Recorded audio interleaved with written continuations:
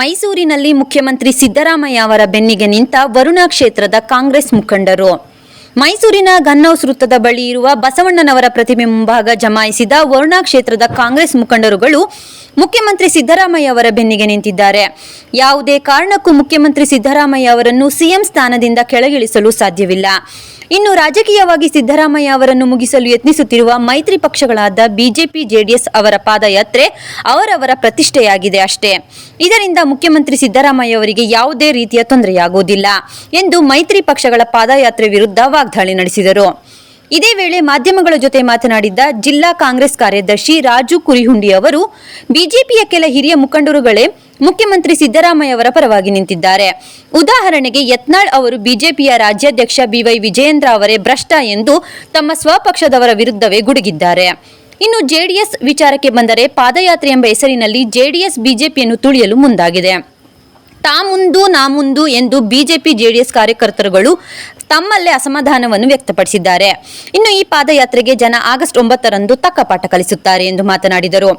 ಇದೇ ವೇಳೆ ಮಾತನಾಡಿದ ಯತೀಂದ್ರ ಯುವ ಬ್ರಿಗೇಡ್ ಅಧ್ಯಕ್ಷರಾದ ಕಂಸಾಳೆ ರವಿ ಅವರು, ಸತ್ಯಕ್ಕೆ ಸಾವಿಲ್ಲ, ಹಾಗಾಗಿ ಸತ್ಯದ ಪರವಾಗಿ ಮುಖ್ಯಮಂತ್ರಿ ಸಿದ್ದರಾಮಯ್ಯ ಅವರು ಕಾನೂನಾತ್ಮಕವಾಗಿ ಇದನ್ನು ನಾವು ಎದುರಿಸುತ್ತೇವೆ ಎಂದು ಮೈತ್ರಿ ಪಕ್ಷಗಳ ಟೀಕೆಗೆ ಉತ್ತರಿಸಿದ್ದಾರೆ.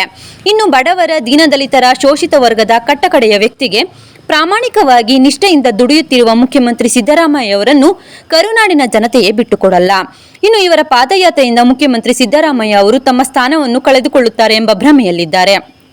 ಅಷ್ಟೇ ಕಾನೂನಾತ್ಮಕವಾಗಿ ಇದನ್ನೆಲ್ಲ ನಾವು ಎದುರಿಸುತ್ತೇವೆ.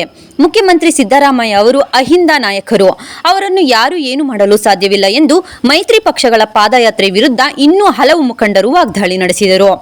ಇದೇ ವೇಳೆ ರಾಯನುಂಡಿ ವರುಣ ಬ್ಲಾಕ್ ಕಾಂಗ್ರೆಸ್ ಉಪಾಧ್ಯಕ್ಷರಾದ ರವಿಕುಮಾರ್, ಸಂಪತ್ ಕುಮಾರ್, ಕಾಂಗ್ರೆಸ್ ಮುಖಂಡರು, ವರುಣ ಕ್ಷೇತ್ರದ ನವೀನ್ ಕುಮಾರ್ ಸೇರಿದಂತೆ ಹಲವರು ಮುಖಂಡರು ಉಪಸ್ಥಿತರಿದ್ದರು. ಸರ್ದಾರರಿಗೆ, ಮೈಸೂರಿನ ಹುಲಿ ಸಿದ್ದರಾಮಯ್ಯನವರಿಗೆ, ರಾಜ್ಯದ ಮುಖ್ಯಮಂತ್ರಿ ಸಿದ್ದರಾಮಯ್ಯನವರಿಗೆ, ಅಹಿಂದ ನಾಯಕ ಸಿದ್ದರಾಮಯ್ಯ ಸಾಹೇಬರಿಗೆ, ಅಹಿಂದ ನಾಯಕ ಸಿದ್ದರಾಮಯ್ಯ ಸಾಹೇಬರಿಗೆ. ಇವತ್ತು ಇವ್ರು ಏನು ಹೇಳ್ತಾ ಇದಾರಲ್ಲ ಭ್ರಷ್ಟಾಚಾರ ಅಂತ, ಬಿಜೆಪಿನಲ್ಲೇ ಇರ್ತಕ್ಕಂಥ ಯತ್ನಾಳ್ ಸಾಹೇಬರು ಇವತ್ತು ಅವ್ರು ಏನು ಹೇಳ್ತಾ ಇದ್ದಾರೆ, ಪ್ರತಿದಿನ ಸ್ಟೇಟ್ಮೆಂಟ್ ಕೊಡ್ತಾ ಇದ್ದಾರೆ. ಯಡಿಯೂರಪ್ಪನ ಮಗ ಭ್ರಷ್ಟ ಅಂತ.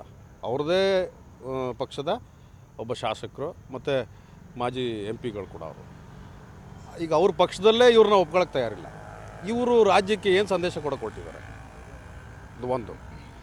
ಎರಡನೇದಾಗಿ ಈಗ ಏನು ಜನತಾದಳ ಮತ್ತು BJP ಅವರು ನಾವು ಮೈತ್ರಿ ಪಾದಯಾತ್ರೆ ಅಂತ ಏನು ಮಾಡ್ಕೊಂಬರ್ತಾ ಇದ್ದಾರೆ, ಅದರಲ್ಲಿ ಇವ್ರದ್ದೇ ಆದಂಥ ತಿಕ್ಕಾಟುಗಳು ಜಗಜ್ಜಾಹಿರಾಗಿ ಕಾಣಿಸ್ತಾ ಇದೆ ಪ್ರತಿನಿತ್ಯ. JDS ಅವ್ರು ಹೋಗ್ತಾರೆ ಅಂತ BJP ಅವ್ರು ತುಳಿತಾರೆ, BJP ಅವ್ರು ಹೋಗ್ತಾರೆ JDS ಅವ್ರು ತುಳಿತಾರೆ. ಇವರ ಪಕ್ಷಗಳ ಹಿತದೃಷ್ಟಿಯಿಂದ ಪಾದಯಾತ್ರೆ ಮಾಡ್ತಾಯಿದ್ರು ಹೊರತು ಅದೊಂದು ನೆಪ. ಇವ್ರಿಗೆ ಮೂಢಾಗರಣ ನೆಪ. 100ಕ್ಕೆ 100 ಸರ್. ಒಬ್ಬ ಹಿಂದುಳಿದ ವರ್ಗದ ಕುರುಬ ಸಮಾಜದ ಮತ್ತು ಅಹಿಂದ ನಾಯಕ ಏನು ಸಿದ್ದರಾಮಯ್ಯನವರು ಅಹಿಂದ ನಾಯಕ ಅಂತ ಏನು ಗುರುತಿಸ್ಕೊಂಡಿದ್ದಾರೆ, ಅವ್ರನ್ನ ತುಳಿಬೇಕು ಇವರು. ಇದು ಇವ್ರದ್ದು ಮೈನ್ ಅಜೆಂಡಾ ಆಗ್ತಿದೆ. ಈಗ ಅದೇ ನೋಡಿ, BJPನಲ್ಲೇ ಆಗಲಿ JDS ಅಲ್ಲೇ ಆಗಲಿ ಯಾವ ಹಿಂದುಳಿದ ವರ್ಗದ ನಾಯಕರು ಸ್ಟೇಟ್ಮೆಂಟ್ ಕೊಟ್ಟಿದ್ದಾರೆ? ಯಾವ ಅಹಿಂದ ನಾಯಕರು ಸಿದ್ದರಾಮಯ್ಯನವರು ಈ ಥರ ಮಾಡಿದ್ದಾರೆ ಅಂತ ಆರೋಪ ಮಾಡ್ತಾ ಇದ್ದಾರೆ? ಯಾರೂ ಮಾಡ್ತಾ ಇಲ್ಲ ಸರ್. ಇವತ್ತು ಇವರು ತುಳಿತಾ ಇರೋದು ಬರೀ ಸಿದ್ದರಾಮಯ್ಯನ ಮಾತ್ರ ಅಲ್ಲ, ಅಹಿಂದ ವರ್ಗದ ವಾಯ್ಸ್ನ ಇವರು ತುಳಿಯೋಕ್ಕೆ ಪ್ರಯತ್ನ ಪಡ್ತಾ ಇದ್ದಾರೆ.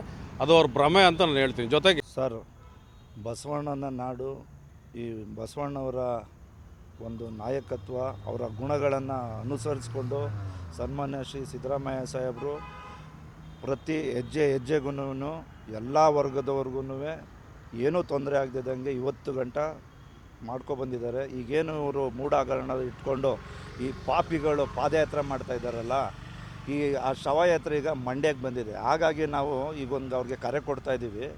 ನಮ್ಮ ಅಹಿಂದ ಒಕ್ಕೂಟದ ವತಿಯಿಂದ ಅವ್ರನ್ನ ನಾವು ಅವ್ರು ಏನೇ ಮಾಡಿದ್ರೂ ಸ್ವಾಗತ ಮಾಡ್ತಾಯಿದ್ವಿ. ಈಗ ನಾವು ಅದಕ್ಕೆ ಬಸವಣ್ಣನ ಪುತ್ಥಳಿ ಹತ್ರ ಬಂದು ಇದರಲ್ಲಿ ಲೋಪ ಏನಿದೆ, ಆ ಲೋಪ ಯಾರು 9-10ನೇ ತಾರೀಕು ಆದಮೇಲೆ ಗೊತ್ತಾಗುತ್ತೆ ಸಿದ್ದರಾಮಯ್ಯನವರು ಅದರ ಲೋಪ ಮಾಡೋರು ಇಲ್ವೋ ಅಂತ. ಹಾಗಾಗಿ ನಾವು ಬಸವಣ್ಣವರ ಪುತ್ಥಳಿ ಹತ್ರ ಬಂದು ಇವತ್ತು ಸತ್ಯ ಯಾವತ್ತಿದ್ರೂ ಸತ್ಯನೇ, ಕೈ ಯಾವತ್ತಿದ್ರೂ ಕೈಯೇ. ಅದಕ್ಕೆ ನಾವು ಬಸವಣ್ಣ ಪುತ್ಥಳಿಯವ್ರ ಹತ್ರ ಬಂದು ಇದು ಯಾವತ್ತಿದ್ರೂ ಸತ್ಯಮೇವ ಜಯತೆ, ಸಿದ್ದರಾಮಯ್ಯ ಸಾಹೇಬರು ತಪ್ಪು ಮಾಡಿಲ್ಲ, ಯಾವುದೇ ಕಾರಣಕ್ಕೂ ಇದು ಮಾಡಿಲ್ಲ.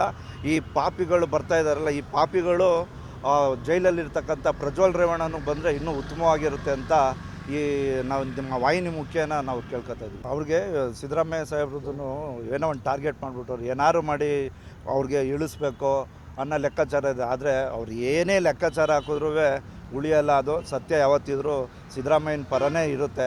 ಹಾಗಾಗಿದ್ರೆ ಸಿದ್ದರಾಮಯ್ಯ ಸಾಹೇಬರು ನಾನು ತಪ್ಪು ಮಾಡಿದೆ ಅಂದ್ಬಿಟ್ಟು ಮುಲಾಜಿಲ್ಲದೆ ರಾಜೀನಾಮೆ ಕೊಟ್ಬಿಟ್ಟು ಬರ್ತಾಯಿದ್ರು. ಹಾಗಾಗಿ ಅವರು ಯಾವುದೇ ಕಾರಣಕ್ಕೂ ತಪ್ಪು ಮಾಡಿಲ್ಲ. ತಪ್ಪಿದ್ದಿದ್ರೆ ಈಗ ಅವ್ರು ಪಾದಯಾತ್ರೆ ಮಾಡ್ತಾ ಇದ್ದಾರಲ್ಲ, ಗೊತ್ತಾಗುತ್ತೆ. ಸತ್ಯಮೇವ ಜಯತೆ 10ನೇ ತಾರೀಕು ಮೇಲೆ ಗೊತ್ತಾಗುತ್ತೆ. ಅವ್ರು ಕುಮಾರಸ್ವಾಮಿ ಕುಟುಂಬ ಮಾಡಿರೋ ಕೆಲಸಕ್ಕೆ ಅವ್ರು ಯಾವ ಥರ ಮುಖ ಇಟ್ಕೊಂಡು ಈಚೆ ಬಂದು ಪಾದಯಾತ್ರೆ ಮಾಡ್ತವ್ರೆ, ಇದು ಜನನೇ ಉತ್ತರ ಕೊಡ್ತಾರೆ. ಮೈಸೂರು ತಲುಪಲಿ, ಏನೇನು ಆಗ್ಬೋದು ಇನ್ನು ಮುಂದೆ ಗೊತ್ತಾಗುತ್ತೆ. 9ನೇ ತಾರೀಕು ನಾವು ಕಾರ್ಯಕ್ರಮ ಇಟ್ಕೊಂಡಿದ್ದೀವಿ ಮೈಸೂರಲ್ಲಿ. ಏನಿದೆ ಎಲ್ಲ ನೋಡೋಣ.